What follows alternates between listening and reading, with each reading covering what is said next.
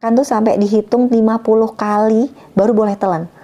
Gitu loh. Jadi pakai itu yang kayak untuk tasbih itu 1, 2 sampai 50 kali gitu kan, untuk membuat tubuh itu menjadi kita tidak makan banyak gitu loh. Kalau kita benar-benar merasakan itu gitu kan, benar-benar kita bisa merasakan manisnya, asinnya, itu kita rasakan. Kemudian dia masuk ke dalam tubuh, ke kerongkongan, masuk ke dalam lambung, kita rasakan di lambung seperti apa, kayak gitu. Wah, itu amazing banget. Itu pasti kita akan sehat terus, Mas. Kenapa bisa berdampak pada kesehatan? Karena kita benar-benar energi itu benar-benar nggak bocor gitu loh. Energi itu nggak bocor, masuk ke dalam, kemudian di dalam sepiring nasi itu ada energi baik dari makanan itu sendiri maupun dari energi orang di situ gitu. Makanya saya appreciate banget sama orang-orang yang bisa vegetarian.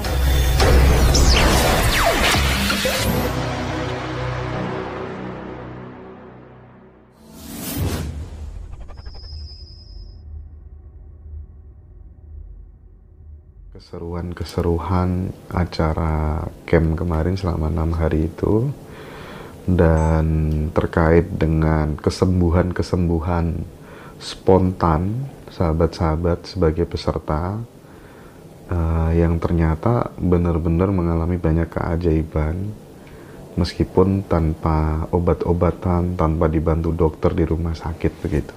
Silakan Bu Sinta. Oke, jadi kita 6 hari di situ itu kita mulai dengan pendalaman masalah dulu kan, satu persatu. Sebelum sampai di camp itu saya dalamin masalah setiap orang satu persatu selama kurang lebih 2 jam gitu kan, baik online maupun offline. Kemudian habis itu kita tatap muka, kita lakukan hipnoterapi untuk membereskan ke akar masalah gitu. Kita tahu bahwa akar masalah itu banyak tersimpan di pikiran-pikiran bawah sadar, di mana peran pikiran bawah sadar itu 95-99%. Nah, sudah sampai habis itu udah sampai di camp, ya disitulah kemudian 6 hari itu kita berproses, kita makan sehat, kemudian ada jus-jusan aja tuh kita kasih sampai 2 kali, ada jus detok di pagi hari dan di sore hari itu ada jus sesuai penyakit. Jadi ada 4 golongan penyakit tuh ya, semua jusnya beda-beda. Itu jusnya itu juga spesial banget karena satu jus itu bisa terdiri dari 6 macam bahan makanan gitu kan. Jadi memang kami persiapkan khusus. Kemudian ada juga shake kayak gitu. Shake itu benar-benar menambah langsung semua kecukupan nutrisi kita. Dan malam hari itu kita berikan detok minyak gitu, dan itu benar-benar nguras semua di 5 organ. Oh ya, pagi harinya itu juga kita lakukan enema kopi itu dimasukkan lewat dubur, lewat kayak semacam infus. Itu baru dari segi fisik. Yang dari segi mental, di situ kita berikan selain materi juga sesi-sesi pelepasan emosi. Kita kuras sebanyak mungkin emosi-emosi dalam diri seseorang, karena bagaimanapun sesuai dengan buku saya, Pesan Cinta Tuhan Melalui Tubuhku, itu yang ada adalah semua sakit kita hari ini itu sahabat semua itu berasal dari emosi-emosi kita yang tertahan, sehingga nggak ada gunanya untuk kita simpen terus gitu di dalam diri, dan itu yang menjadi penyakit, menjadi sumbatan-sumbatan di tubuh energi, di tubuh mental dan tubuh spiritual kita, sehingga kita menjadi sakit hari ini. Itu dilepaskan dari hari pertama, kedua, ketiga, keempat. Kita belajar juga tentang mengatasi masalah, bagaimana kita berada di atas masalah. Selama ini kan kita tuh muter di masalah saja. Kemudian ada materi energi kebangkitan kesadaran. Kemudian self healing, gimana sih kita memanfaatkan potensi kita untuk menyembuhkan diri kita, atau tubuh kita ini untuk menyembuhkan diri kita sendiri. Itu ada materi self healing. Kemudian ada juga materi ego personality, pernah kita bahas di sesi sebelumnya ya Kang Hendra. Bagaimana kita mengenali diri-diri kita yang bermasalah. Di situ kita bereskan juga ada 3 sesi meditasi yang saya ajarkan. Sesi meditasi sensi, kemudian meditasi EP, ego personality ini, dan ada meditasi penyaksian. Itu amazingnya ya, alhamdulillah, puji Tuhan, kelihatan banget gitu kan, kita foto tuh before and after orang-orang itu pada saat datang itu wajahnya masih hitam-hitam gitu, kuyu-kuyu, kemudian penuh kemarahan gitu, kaku gitu kan. Udah mulai berproses 2 hari, 3 hari, 4 hari, 5 hari, luar biasa. Semua itu setelah 6 hari itu kelihatan, auranya tuh kelihatan, itulah diri sejati kita kayak gitu, bahwa tubuh tuh hanya ngikutin aspek mental kita. Dan yang amazingnya penyakit-penyakit juga mengikuti. Ada contoh, ada oma di situ itu yang usianya 76 tahun, luar biasa, datang itu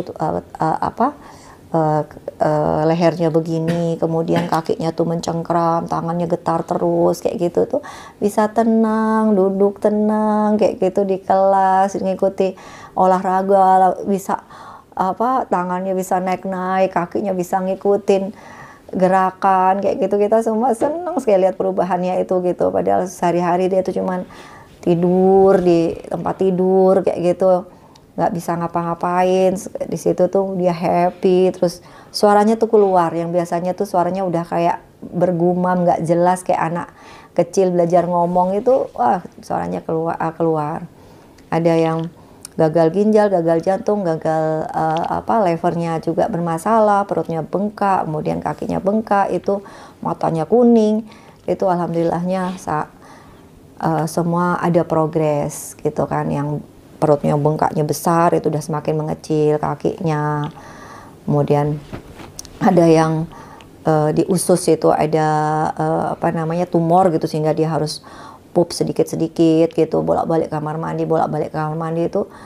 Di hari kelima tuh bisik-bisik sama saya, Bu, kayaknya ini saya udah pecah katanya, itu karena saya pup itu berdarah kayak gitu kan. Dan pendarahan itu tidak sakit gitu, dan dia tidak lemes, artinya itu bukan darah bersih, bukan darah yang segar, tapi justru darah kotor dari tumornya itu kayak gitu loh sahabat. Itu benar-benar, dan itu kelihatan banget. Itu di titik habis pelepasan emosi, dia menyerahkan, saya ikhlas, saya pasrah dengan sakit saya berjanji untuk memperbaiki hubungan saya dengan orang-orang di sekeliling saya, bla bla bla, seperti itu. Di titik itulah kesembuhan itu terjadi gitu kan. Jadi amazing banget. Terus kita juga mulai camp ini, itu kita ada alat-alat yang itu sifatnya energi gitu kan. Itu dipakai sehari bisa 2 kali, ada yang di blower, ada yang ditaruh di kaki gitu kan. Itu namanya menyumbang energi tera ke tubuh, dan itu kalau menurut jurnal penelitian itu bisa mematikan kanker tanpa merusak sel sehat. Justru sel sehatnya itu dibangunkan selnya untuk bisa berfungsi lagi. Jadi dia punya efek kemo, tapi kalau kemo kan semua sel dirusak ya. Kalau ini tuh dia hanya mematikan sel kankernya, tapi sel sehatnya justru dibangunkan. Itu amazing banget, banyak terasa gitu. Misalkan sakit gitu, ada sakit kepala gitu, di blower di situ, terus kaki dipakai gitu kan, itu energi tuh ngalir dari bawah, kemudian ini di blower juga, itu bisa seketika nggak sakit lagi. Jadi ini adalah terobosan baru yang Mas Hendra, bahwa nanti ke depannya itu pengobatan itu ke arah energi. Kita mengembalikan tubuh kita itu seaslinya kayak gitu loh. Jadi bukan lagi kita harus minum-minum obat yang itu penuh racun dan sebagainya, membebani kerja ginjal, kerja jantung, kerja liver kayak gitu kan. Jadi kayak yang kemarin salah satu pasien itu awalnya itu gagal jantung. Jantungnya itu tinggal 40% kalau nggak salah. Terus diminumin obat 13 macam. Udah gitu air yang diminum nggak boleh lebih dari 800 mili sehari. Kebayang nggak begitu rupanya toksiknya gitu di dalam tubuh gitu kan. Otomatis kan akhirnya ngerambat ke lever. Levernya jadi rusak, karena di lever itu penyaringan racun tuh terjadi di lever. Dan sekarang obat terus dimasukin ibarat ini akuarium gitu kan, ada ikan-ikan itu adalah sel-sel tubuh kita, terus sudah airnya butek, ikannya sudah gelepar-gelepar, ditambahin lagi air, tambahin lagi obat 13 macam. Saya aja tepuk tidak begini.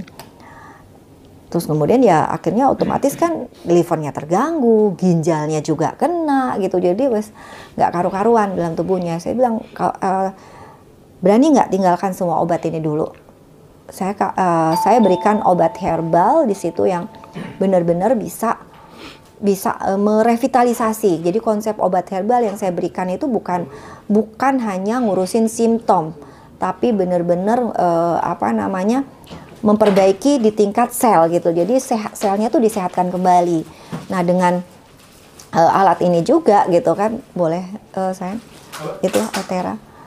Nah dengan alat ini juga kita tuh juga bisa dia memberi energi gitu loh, memberi energi ke tubuh sehingga sel-selnya tuh bangun kembali, sehingga aktif kembali, berfungsi kembali. Nah untungnya ini alhamdulillah kami bisa beli gini, ada 2 macam untuk di kaki sama untuk di blower kayak gitu. Ini harganya hampir 120 juta totalnya kayak gitu kan, kita bisa beli. Dan kalau di tempat lain nih penggunaan alat ini tuh paling nggak Anda udah dicas 300.000, 500.000 per 30 menit. Di tempat kami gratis. Kalau Anda ikut camp kesembuhan holistik, campnya juga nggak mahal gitu kan, 7 hari cuma 7 jutaan, 6 hari cuma 7 jutaan gitu kan. Jadi luar biasa kayak gitu loh sahabat, untuk sahabat-sahabat yang punya sakit, punya sakit-sakit yang udah nggak terdefinisikan kayak gitu.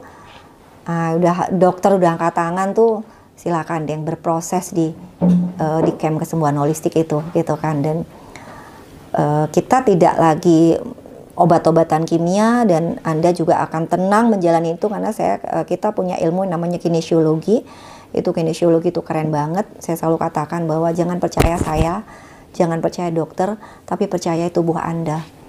Ilmu ini keren banget, kita bisa menentukan obat ini cocok nggak buat kita, suplemen ini cocok nggak buat kita, pengobatan ini cocok nggak buat kita, kayak gitu tuh ukurannya bukan saya, bukan dokter, bukan rumah sakit, tapi tubuh Anda sendiri.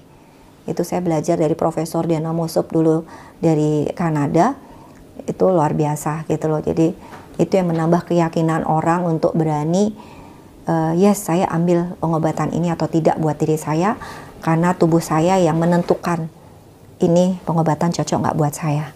Gitu Kang Hendra. Keren.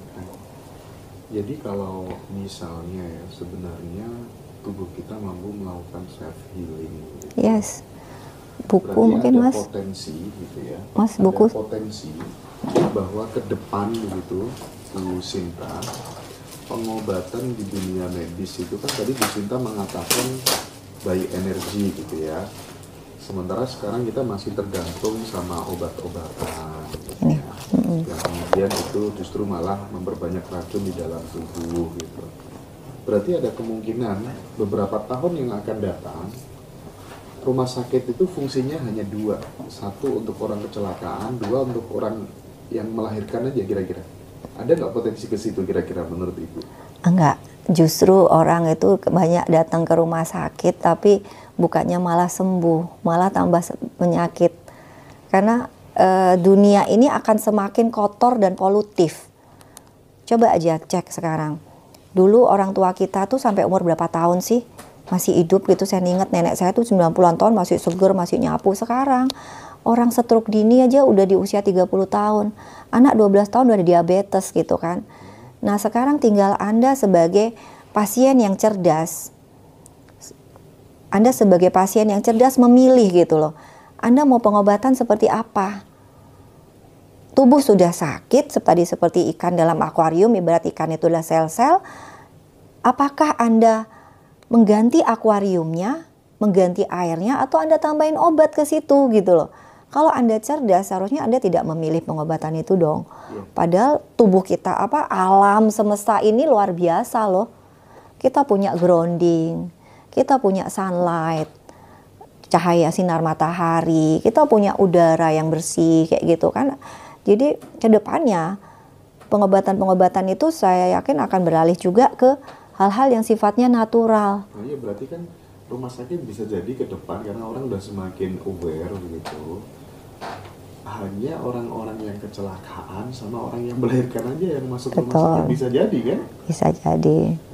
Cuman mengubah mindset itu yang tidak mudah, Mas. Iya. Mas Hendra, orang masih maunya instan kayak gitu tuh, yang minum obat langsung kira-kira sembuh, padahal sebenarnya itu malah nambah penyakit di tempat lain kayak gitu loh. Makanya kan pentingnya edukasi terus ya, Bu Sinta ya. Oke, baik. Kalau misalnya gini Bu, kita ini kan terkadang di dalam kehidupan itu sering sekali kemudian overthinking, ya kan? Misal aja sebut aja misalnya kayak teman-teman gitu, tolong dong aku prediksi dong, tolong dong aku ramal dong gitu ya. Terus setelah diprediksi, setelah diramal justru malah stres sendiri. Stres sendiri gitu ya. Apa sih kunci menurut Bu Sinta agar kita itu kemudian selalu memiliki ketenangan hati gitu? Ada beberapa poin mungkin yang bisa ditularkan ke teman-teman itu sehingga ada apa aja kita nggak overthinking, tetap stay tenang gitu ya. Kalau saya pribadi selalu mengajarkan kepada diri saya dan pasien-pasien saya untuk kembali kepada Tuhan. Kalau kita sudah sampai pada kesadaran Tuhan di dalam diri, apa sih yang bisa membuat kita tuh nggak tenang, Kang Hendra? Ya nggak? Apapun adanya di luar, menggonjang-ganjing kayak apa, mau ada virus COVID yang kayak apapun kayak gitu kan, kita akan tetap tenang di dalam diri. Karena apa? Kita sudah sampai kesadaran bahwa kita ini justru adalah liputan Tuhan yang menempati wadah yang bernama tubuh ini. Bukan sebaliknya ya, ibarat kayak kita ini tubuh dan pikiran saja gitu kan. Orang seringkali kan hanya menyadari di aspek itu.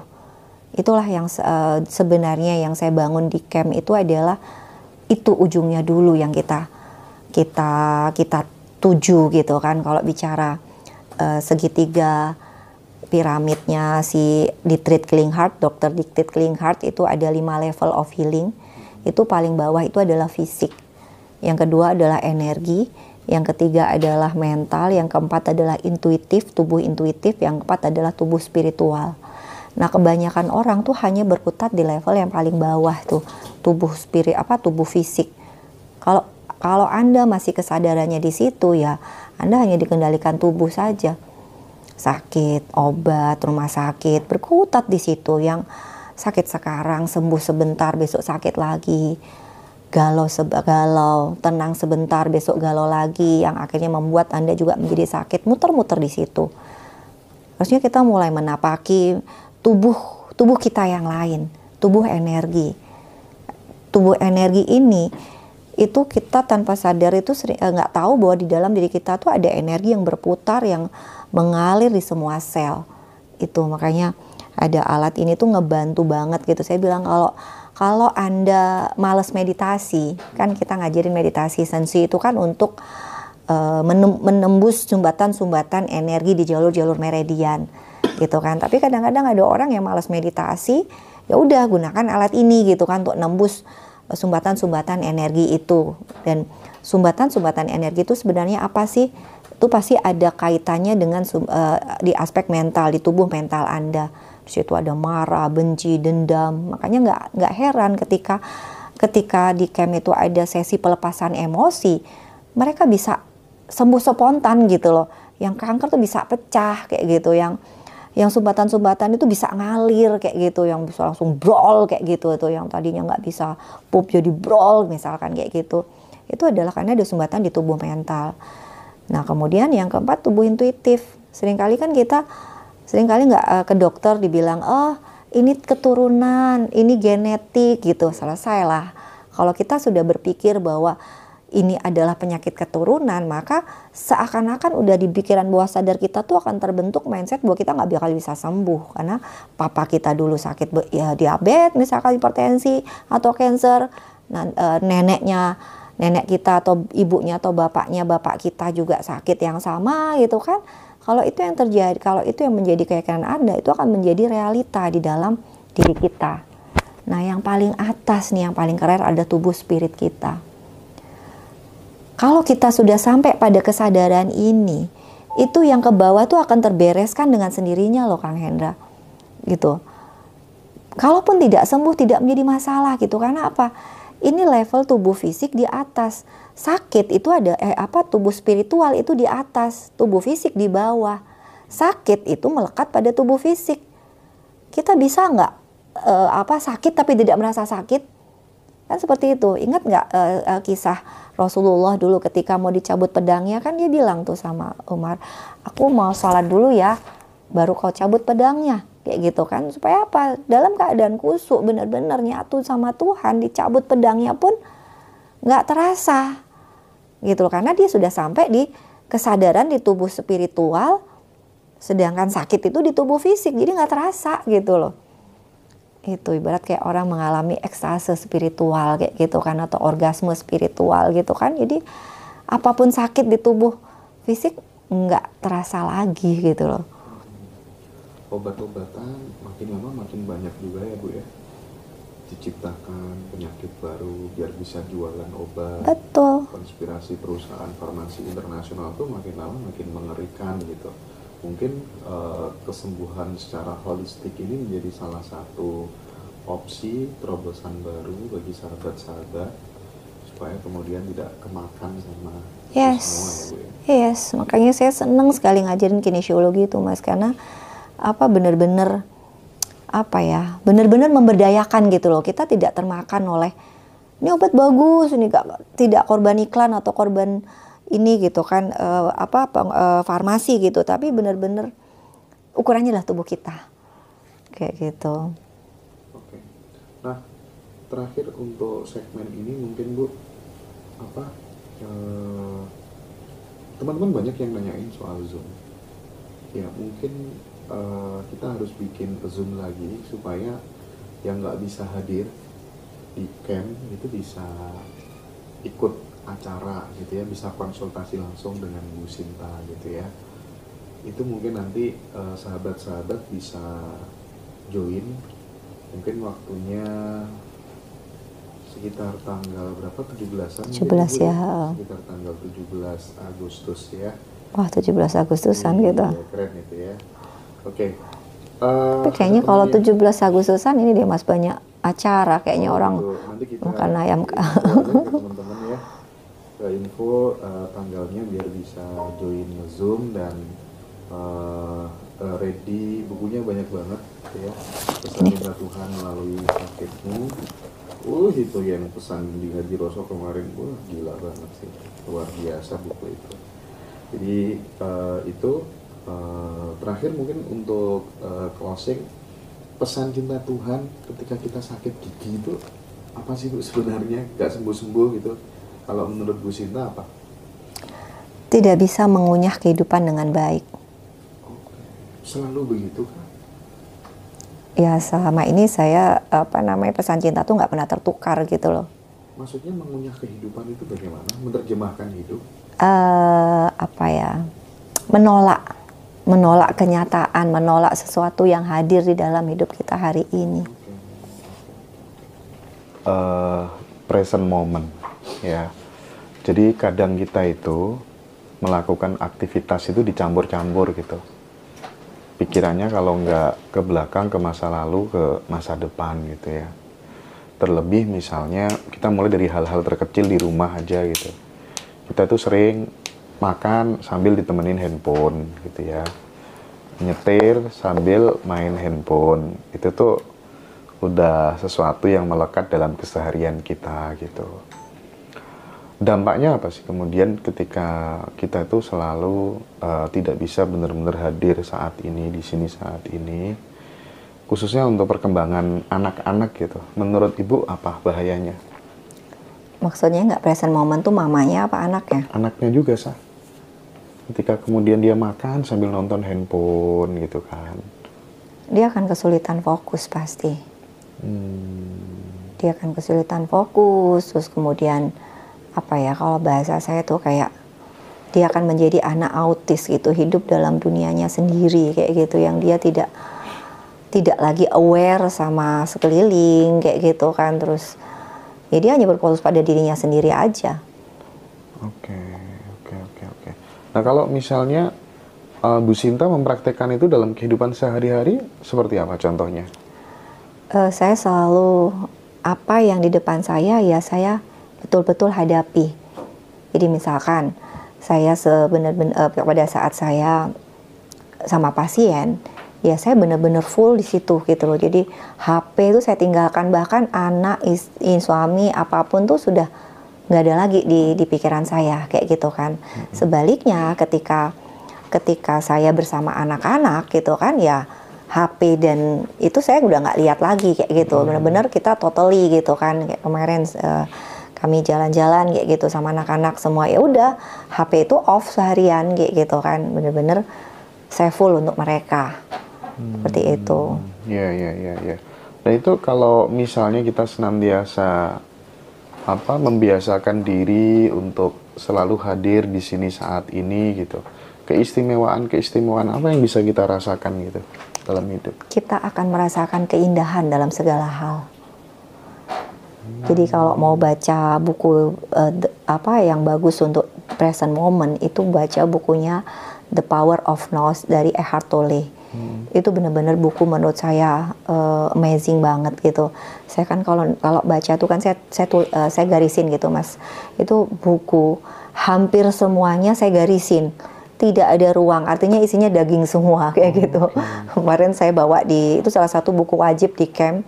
Saya bilang kalau Anda mau belajar spiritual yang benar, ini bukan hanya bicara pengembangan diri, tapi ini bicara tentang The Power of Now, itu bicara tentang buku spiritual di mana ketika kita mampu berada di sini saat ini, maka kita akan merasakan kehadiran Dia selalu hadir di dalam segalanya. Okay. Allah mengatakan kan di dalam Al-Quran, aku meliputi segala sesuatu.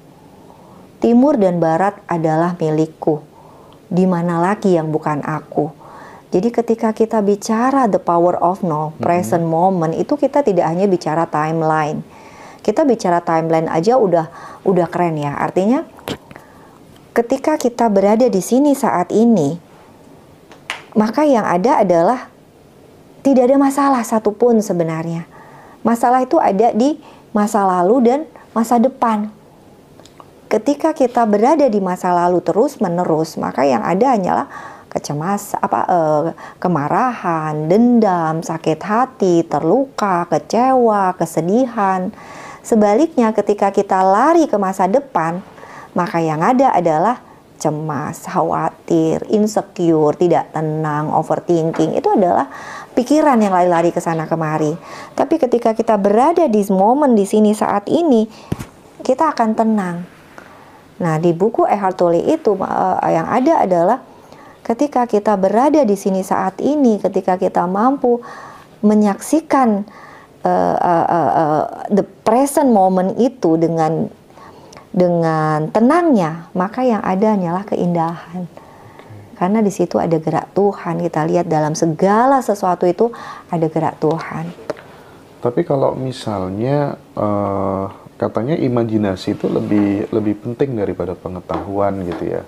Kalau kita berimajinasi itu kan biasanya kita larinya ke masa depan, Bu. Bagaimana menyeimbangkan itu gitu? Kita niatin di present moment, tapi memang meniati untuk ke masa depan, untuk berimajinasi. Oke. Gitu loh. Jadi saya misalkan lagi diem gitu ya, mau buat apa ya dengan tempat ini gitu kan. Ketika ya kita niatkan di present moment untuk meng-create sesuatu yang nggak ada, untuk menjadi ada, untuk kita bawa ke kehidupan saat ini.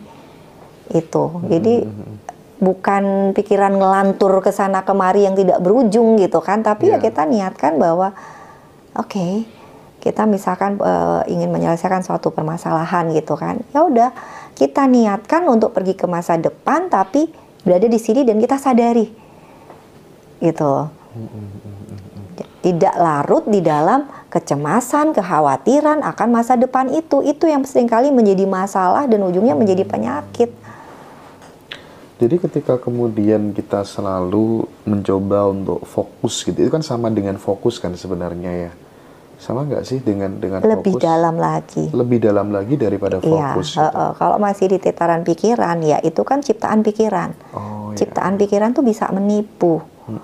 Tapi kalau kita the present moment itu adalah menyadari kehadiran Tuhan, maka ya lebih dalam lagi gitu loh. Itu bukan lagi aspek pikir gitu, tapi aspek rasa di situ gitu, yang benar-benar bahwa kita ini adalah Tuhan yang berada di dalam tubuh ini gitu loh. Jadi kita tidak tidak melaksanakan pikiran kita, tapi kita sedang melaksanakan gerak Tuhan yang hadir di dalam diri kita. Dimana kita kemudian memberikan perhatian pada sebuah kondisi yang kita alami, di situ kesadaran ada gitu ya. Yes. Ini kan berarti menjadi sebuah solusi, karena banyak di antara kita itu yang memang punya problem nggak bisa mengendalikan pikiran gitu ya. Nah berarti latihannya seperti yang di buku The Power of Now itu tadi ya Bu ya? Iya. Oke. Itu saya ajarkan Mas di camp juga, itu tentang meditasi penyaksian. Kita saksikan, kita diam, tenang, hening. Kita saksikan pikiran-pikiran kita. Kita saksikan apa yang terjadi di tubuh kita. Kita saksikan apa yang terjadi di sekeliling kita tanpa menghakimi, tanpa menganalisa, tanpa menilai. Menghakimi, menganalisa, menilai. Yes, just watch. Oke. Just witnessing, hanya menyaksikan aja. Sekarang saya saksikan Mas Endra lagi ngangguk-ngangguk di depan saya. Saya saksikan Mas Endra yang lagi tersenyum. Seperti misalnya kita di dalam mobil menyaksikan pepohonan-pepohonan di kanan kiri begitu kira kurang lebihnya ya. Seperti halnya langit gitu ya, yang tidak pernah terpengaruh oleh awan-awan gitu ya. Yes. Oke. Menjadi penyaksi. The power of now, hadir di sini saat ini gitu. Nah, tapi pada kenyataannya kan melakukan hal seperti itu secara konsisten itu ya nggak mudah sih, nggak mudah. Kalau aku sendiri gitu, menurutku nggak mudah gitu. Bagaimana sih itu latihannya untuk mempermudah teman-teman yang pemula itu supaya kita bisa stay di situ? Mulai aja dari hal kecil, misalkan ketika makan gitu ya. Sebelum makan kita berdoa, kita saksikan makanan kita. Kita saksikan ada keringat ratusan orang yang hadir di situ di dalam sepiring nasi kita tuh kita saksikan. Bayangin beras itu, nasi itu sampai di piring kita tuh dari berapa ratus orang loh yang terlibat. Apa malah nggak hadir di sini saat ini, Bu? Di sini saat ini kita saksikan tuh bahwa di situ ada keringat orang, kemudian kan bayangin orang yang justru malah kemudian dia mencabut panen padinya, giling berasnya, gimana tuh? Kalau di tataran itu bukan di tataran pikiran Mas, tapi di tataran rasa itu kita sampai berterima kasih sekali bahwa ada energi mereka gitu loh di dalam sepiring nasi di piring kita tuh ada, kita rasakan itu gitu loh. Kita kalau pikiran tuh kan bisa nipu ya, tapi ketika kita bicara di tataran rasa kita bisa menyaksikan itu semua. Kemudian kita rasakan makanan ini masuk ke dalam tubuh kita, mulut. Kita rasakan manisnya makanan ini, kita kunyah kayak gitu. Bayangin, saya pernah ikut kelas slimming 3 hari 18 juta. Itu hanya untuk makan tuh sampai dihitung 50 kali baru boleh telan gitu loh. Jadi pakai itu yang kayak untuk tasbih itu 1, 2 sampai 50 kali gitu kan, untuk membuat tubuh tuh menjadi kita tidak makan banyak gitu loh. Kalau kita benar-benar merasakan itu gitu kan, benar-benar kita bisa merasakan manisnya, asinnya, itu kita rasakan. Kemudian dia masuk ke dalam tubuh ke kerongkongan, masuk ke dalam lambung, kita rasakan di lambung seperti apa, kayak gitu. Wah, itu amazing banget. Itu pasti kita akan sehat terus, Mas. Kenapa bisa berdampak pada kesehatan? Karena kita benar-benar energi itu benar-benar nggak bocor gitu loh. Energi itu nggak bocor, masuk ke dalam, kemudian di dalam sepiring nasi itu ada energi baik dari makanan itu sendiri maupun dari energi orang di situ gitu. Makanya saya appreciate banget sama orang-orang yang bisa vegetarian. Karena di dalam sepotong daging, ketika dagingnya tidak pasrah untuk disembelih gitu kan, itu ada itu energi marahnya tuh di dalam daging itu. Jadi nggak salah kalau orang pemakan daging itu cenderung pemarah gitu. Itu gitu loh. Oke. Jadi dengan the present moment itu kita membiarkan pikiran mengalir tanpa terikat padanya, gitu ya Bu ya? Yes. Oke. Kita berjalan, kita mandi, itu semua kita saksikan. Makanya meditasi itu sebenarnya 24 jam gitu loh. Saat kita meditasi, pejam mata, saksikan nafas, terus masuk, itu latihan meditasi. Tapi kondisi meditasi atau buah dari latihan meditasi itu adalah 24 jam gitu loh. Sama seperti di Al-Quran dikatakan kan, sholat mencegah perbuatan keji dan mungkar. Saya pikir dulu nggak ngerti ayat ini. Kenapa sih kok sholat mencegah perbuatan keji dan mungkar? Yang saya tahu orang juga banyak sholat masih korupsi, masih bohong, masih bisa nyakitin orang lain. Habis sholat sandal hilang gitu kan. Itu kan di mana tuh sholat mencegah perbuatan keji dan mungkar gitu kan. Tapi ketika saya mendalami meditasi, saya akhirnya baru ngerti gitu. Oh, ketika kita latihan meditasi itu sedang sholat. Dan ketika sudah habis sholat, itu habis meditasi, efeknya itu harusnya 24 jam. Kita tetap dalam kondisi meditatif. Meditatif itu apa sih? Menyadari kehadiran Tuhan yang hadir meliputi segalanya. Baik di kita, di diri orang lain, di semesta tanpa batas ini. Oke. Menarik ya. Itu mungkin rahasia ketenangan yang sangat mendalam gitu ya Bu ya. Yes, tenang, damai, bahagia. Apa sih yang kurang dalam hidup kita hari ini? Buat kita marah, buat kita sedih, galau, tuh kan pikiran kita aja yang lagi lompat-lompat sana sini. Menjinakkannya dengan kesadaran itu tadi. Saksikan. Face to face with your mind. Ya. Menarik ini. Nah, oke deh. Mudah-mudahan kita semuanya bisa konsisten belajar hadir di sini saat ini gitu ya. Dan terkhusus sih kalau aku kenapa kemudian pengen mengulang materi ini, karena jangan-jangan kalau dibiarin terus-menerus itu anak-anak gitu ya nanti gampang ke distrak gitu ya. Sehingga perlu dikasih contoh mungkin dari orang tuanya gitu ya. Hal terkecil pada saat makan. Tadi Bu Sinta memberikan contoh seperti itu. Baik Bu. Sedikit contoh aja, kalau kita sebagai orang tua nyontohin, anak kita ngomong, kita masih pegang HP, mata kita ke HP. Gimana kita mau ngajarin present moment kalau kita sendiri masih begitu ke anak? Tapi perlu nggak sih sebenarnya memberikan batasan kepada anak terkait dengan HP gitu, karena rata-rata gitu ya di usia 4 tahun, 5 tahun ke atas itu mereka sudah melekat banget sama namanya handphone, belum lagi radiasi, merusak sel. Itu bagaimana Bu? Ya kita sebagai orang tua tegas soal itu gitu loh. Jadi kalau saya di rumah, saya batasi dengan kuota misalkan, atau aturan jam 10 harus sudah dikumpulin misalkan. Itu terus ada punishment misalkan, oke, kalau misalkan kamu nilainya jelek ya 1 semester di ini kayak gitu loh. Jadi kalau misalkan kalau saya sama anak-anak saya tuh ada nilai 7 aja satu bulan tuh nggak boleh pegang HP. Oh gitu ya. Jam 10 harus udah dikumpulin. Saya nggak pernah repot marah-marah apa segala gitu, karena kalau udah jam 10 nggak dikumpulin, saya besoknya dikasih 3 hari nggak pegang HP. Diambil HP-nya. Ada punishment gitu ya. Yes. Dan pada saat 3 hari dia tetap melanggar, masih dia ambil HP-nya, nambah jadi seminggu. Itu semua ketegasan tanpa harus teriak-teriak.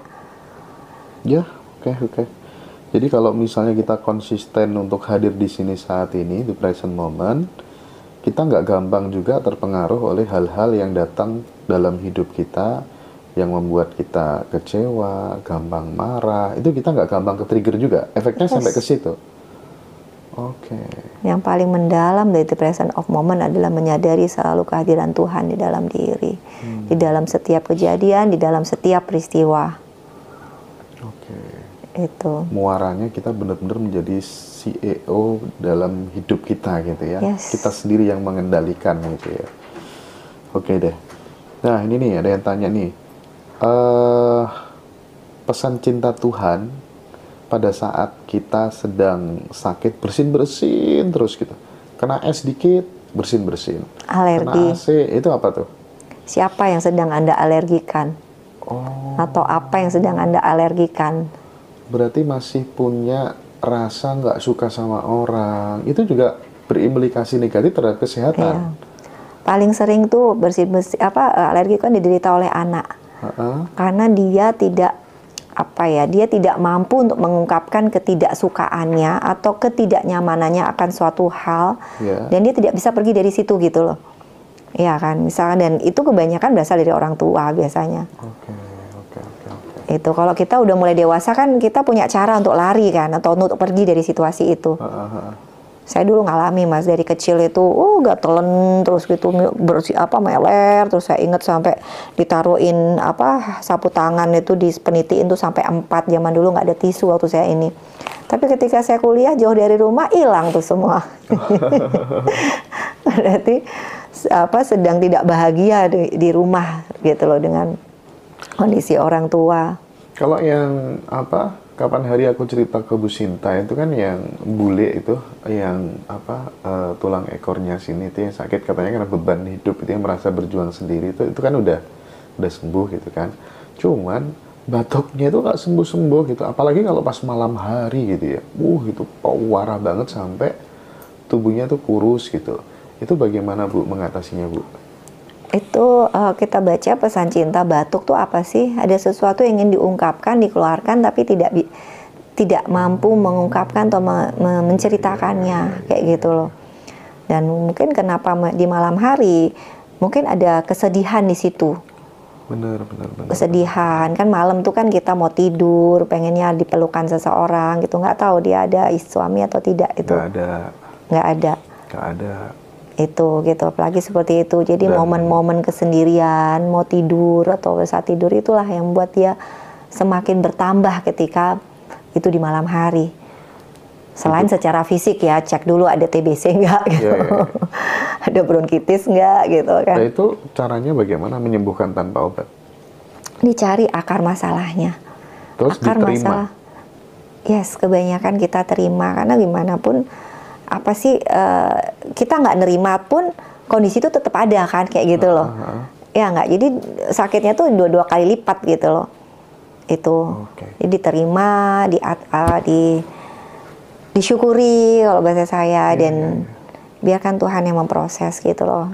Kembali lagi, kalau orang the power of no, dia tidak akan pernah merasa sendirian. Sesepi apapun itu ya. Iya.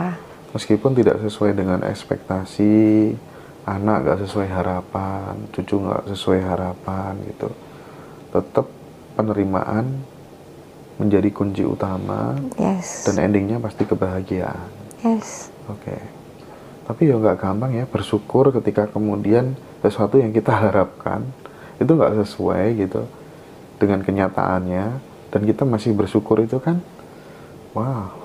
Itu poin penting yang saya harus bangun di camp itu gitu, bagaimana orang menerima. Nggak mungkin orang bisa syukur dulu kalau nggak nerima dulu gitu loh.